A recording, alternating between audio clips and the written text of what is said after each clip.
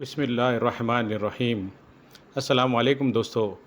خدا اتنا طاقتور ہے، امن و شانتی کا پیغام دیتا ہے، دوسری طرف ایسا کیوں ہے کہ ہر مذہب کے اتنے آسمانی کتابیں موجود ہے؟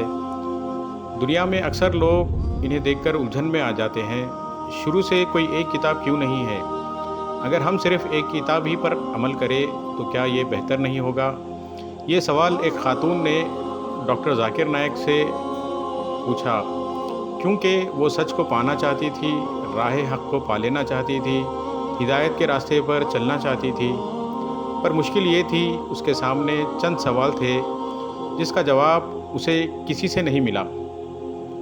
اس نے کئی عیسائی اسکالرز کے پاس جا کر اپنا سوال رکھا، پھر کئی مسلمان کے پاس بھی گئی اور اپنے سوال کا جواب چاہا، مگر اس کو تسلی بھرا جواب نہیں ملنے پر وہ الجھن میں رہی اور ہدایت سے دور رہی۔ اسی امید سے کہ اس کو اس کے سوال کا جواب ملے گا، وہ ڈاکٹر ذاکر نائک کے پاس گئی۔ اس کا ماننا تھا کہ وہ فوری اسلام قبول کر لے گی اگر اس کے سوال کے جواب صحیح سے ملیں گے تو۔ اس نے اپنے سوال ڈاکٹر ذاکر نائک سے کیے۔ آئیے سنتے ہیں اس خاتون کے سوال اور پھر ڈاکٹر ذاکر نائک نے جواب کیا دیا، آپ کو بتائیں گے۔ And all-knowing, and he brings peace and loves everybody and unity.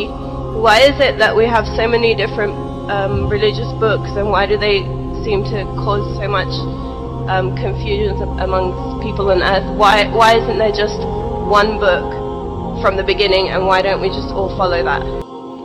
Doctor Zakir Naik نے سوال کے جواب میں اس خاتون کو بتایا کہ آپ کی بات صحیح ہے، آسمانی کتابیں بہت سی ہیں اور ہر مذہب یہی دعویٰ کرتا ہے کہ اس کے پاس موجود کتاب ہی اصل کتاب ہے، مگر حقیقت کیا ہے اس کو جاننا بہت ضروری ہے۔ اللہ تعالیٰ نے بہت سی آسمانی کتابیں نازل کی، نام سے صرف 4 ہے: توریت، زبور، انجیل، قرآن مجید۔ توریت حضرت موسیٰ علیہ السلام پر نازل کی گئی، زبور حضرت داؤد علیہ السلام پر، انجیل حضرت عیسیٰ علیہ السلام پر، قرآن مجید ہمارے پیارے آقا جناب محمد صلی اللہ علیہ وسلم پر۔ مگر بہت سی باتیں اور کتاب اور بھی ہیں جو انسان کے لیے بھیجی گئی۔ قرآن میں لکھا ہے کہ اللہ نے ہر دور کے لیے وحی بھیجی۔ اب آپ کے سوال کی طرف واپس آتے ہیں کہ ایک ہی کتاب نازل کیوں نہیں کی گئی، تو اس کی مثال دیتا ہوں۔ جیسے کہ میں ایک میڈیکل ڈاکٹر ہوں، تو میرے بیٹے کی بھی یہی خواہش ہوتی ہے کہ وہ میرے جیسا بنے۔ اب وہ مجھے کہتا ہے کہ مجھے ڈاکٹر بننا ہے، لیکن مجھے آپ نرسری اسکول میں جانے کو کیوں کہہ رہے ہو؟ آپ میڈیکل کالج میں مجھے کیوں نہیں بھیجتے؟ لیکن میں اپنے بیٹے کی یہ بات نہیں مان سکتا۔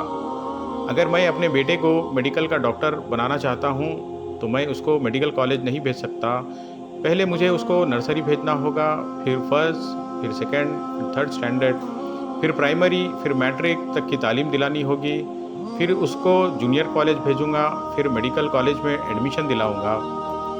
ایسے ہی اللہ تعالیٰ نے جس کو سارے جہاں کا علم ہے اس کو بھی پتہ ہے انسانوں کی سوچ میں بدلاؤ آتا ہے۔ بہترین بننے میں 1400 سال پہلے کا وقت تھا جب اللہ تعالیٰ کو علم تھا کہ انسان اس قابل ہو چکے ہیں کہ وہ آخری پیغام کو سمجھ سکیں گے۔ ڈاکٹر ذاکر نائک نے اس خاتون کو بتایا، اللہ تعالیٰ کو معلوم تھا کہ انسان 2000 سال پہلے آخری پیغام کو نہیں سمجھ سکتا تھا۔ اس سے پہلے جتنے بھی پیغام آئے، اللہ تعالیٰ نے بنیادی پیغام اس کے اندر دیے کہ اللہ ایک ہے اور آخری پیغمبر آنے والے ہیں۔ پھر 1400 سال پہلے یہ بتایا کہ رب کو سجدہ کرنا ہے، اور جو پیغام تھے وہ بتائے گئے تھے۔ اسلامی قانون بتایا گیا کہ کوئی چوری کرے تو اس کے ہاتھ کاٹنا چاہیے، زنا کرے تو اس کی سزا کیا ہوتی ہے۔ یہ سب 1400 سال پہلے بتائی گئی چیزیں ہیں۔ اس سے پہلے صرف توحید کا پیغام دیا گیا۔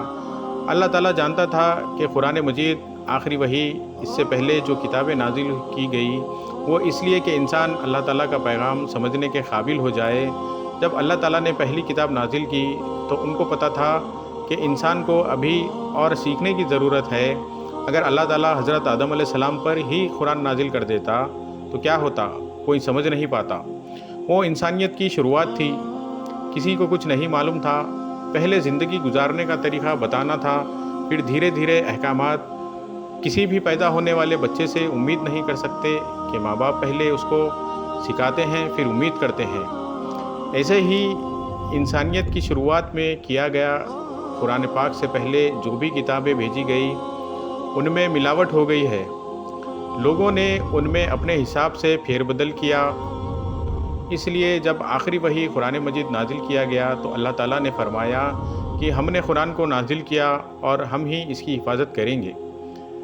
اب اللہ نے ہی اس کی ذمہ داری اپنے اوپر لے لی، تو اب اس کی آخری وحی کو کوئی نہیں بدل سکتا، تمام انسان مل کر بھی کوشش کر لیں تب بھی نہیں بدل سکتے۔ قرآن مجید سے پہلے جتنے بھی کتابیں آئیں اللہ تعالیٰ نے ان کی حفاظت کا ذمہ نہیں لیا، اس لیے انسانوں نے اپنی ضرورت کے حساب سے اس میں پھیر بدل کیا۔ اس کے باوجود بھی اللہ نے اس میں بنیادی پیغام کو محفوظ رکھا جو توحید ہے اور آخری نبی کے آنے کے بارے میں کہا گیا۔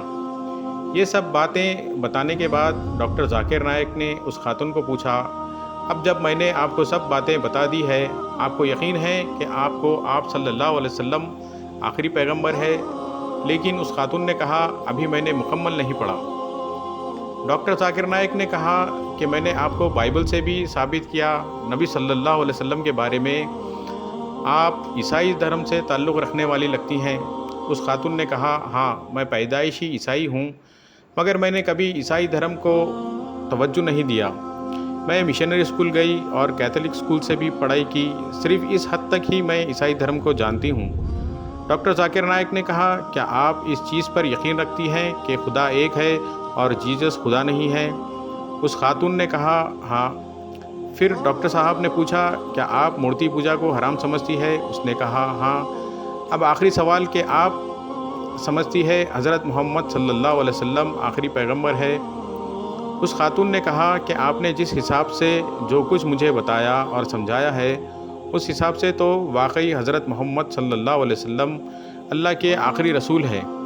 اگر آپ مانتی ہیں خدا ایک ہے، جیزس کے پیغمبر ہونے پر یقین ہے، اللہ کے رسول صلی اللہ علیہ وسلم آخری پیغمبر ہے یقین ہے، تو اس حساب سے آپ مسلمان ہوئی۔ کیا آپ یہ ساری باتیں مانتی ہیں؟ آپ اس کو عربی میں دہرانا چاہیں گی؟ یہ سن کر وہ خاتون بہت خوش ہوئی اور اس نے اقرار کیا۔ پھر ڈاکٹر ذاکر نائک نے سوال کیا اس خاتون سے کہ آپ کو اسلام مذہب اپنانے کے لیے کوئی مجبور کر رہا ہے؟ کل کو کوئی یہ نہ کہیں کہ ڈاکٹر ذاکر نائک نے زبردستی آپ کو اسلام قبول کروایا۔ اس خاتون نے بتایا کہ میں اپنی مرضی سے اسلام قبول کرنا چاہتی ہوں۔ ڈاکٹر ذاکر نائک نے اس خاتون کو عربی میں کلمہ پڑھایا، پھر اس کو انگلش میں ٹرانسلیٹ کیا تاکہ انہیں کوئی کنفیوژن نہ رہے۔ تو اس خاتون نے اپنی زندگی میں جہاد کیا، جد و جہد کی، سنگھرش کیا، اسٹرگل کیا اور راہ حق یعنی اسلام کو پا لیا، اور آج وہ مسلمان ہو گئی الحمدللہ۔ تو دوستو، قرآن کو پڑھنا، سمجھنا اور اس پہ عمل کرنا بہت ضروری ہے تاکہ ہم لوگوں کو اس کے بارے میں سمجھا سکے، اسلام کے بارے میں بتا سکے، سچ بات، حق بات ان کے سامنے رکھ سکے۔ آپ کو یہ ہمارا ویڈیو کیسا لگا کمنٹس کر کے بتائیں۔ اس ویڈیو کو لائک کریں، شیئر کریں، سبسکرائب کریں اور مزید اپنی دعاؤں میں یاد رکھیں۔ السلام علیکم ورحمۃ اللہ۔